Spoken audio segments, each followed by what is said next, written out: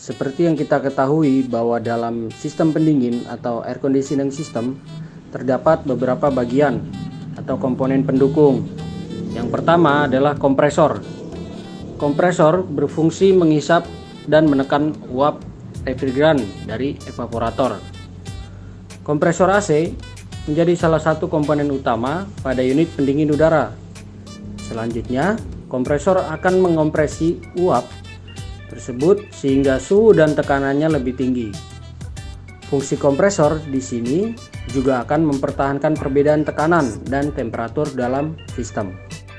Tidak hanya itu, kompresor pun akan mengalirkan refrigeran ke seluruh sistem pendingin, di mana sistem kerjanya adalah dengan mengubah tekanan dari sisi yang bertekanan tinggi ke sisi yang bertekanan rendah.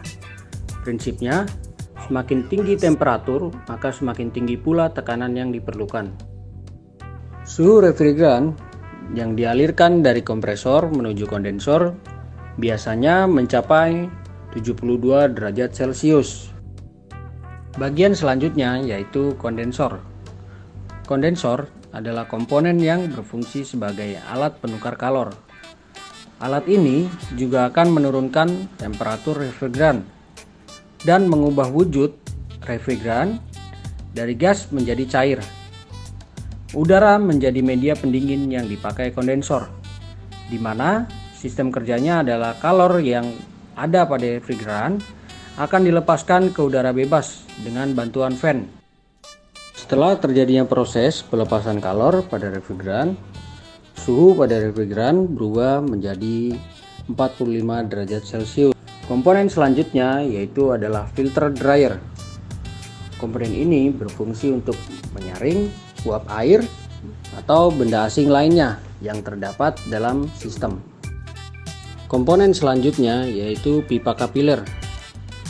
Pipa kapiler berfungsi sebagai alat untuk menurunkan tekanan, merubah bentuk dari gas menjadi bentuk cairan, dan mengatur cairan refrigeran yang berasal dari pipa-pipa kondensor.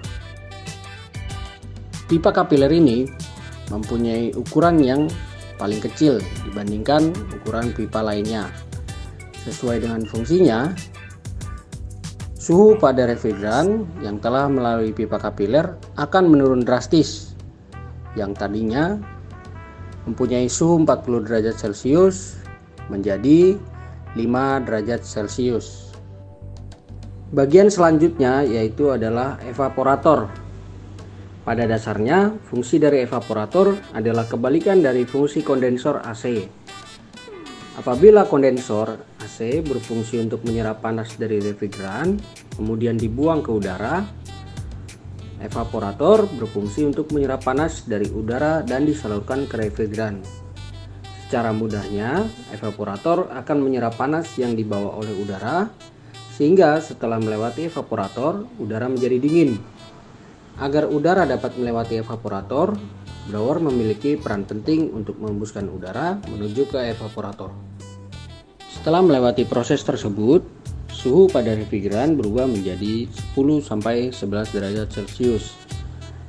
Setelah itu, refrigeran kembali dihisap oleh kompresor dan melanjutkan sirkulasinya.